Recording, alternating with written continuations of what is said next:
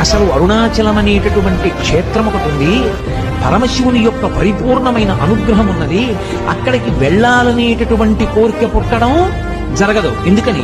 అసలు కొన్ని కోట్ల జన్మలెత్తితే తప్ప అరుణాచల పర్వతం గురించి తెలుసుకోడు.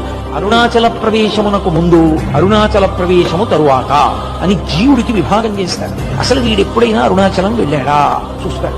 అరుణాచలం వెళ్ళాడు, ఆ జీవుడి స్థాయి వేరు. అరుణాచలం వెళ్ళలేదు, ఆ జీవుడి అరుణాచల శివ అరుణాచల శివ అరుణాచల శివ అరుణాచల అరుణాచల శివ అరుణాచల శివ అరుణాచల శివ అరుణాచల అరుణాచల శివ అరుణాచల శివ అరుణాచల శివ అరుణాచల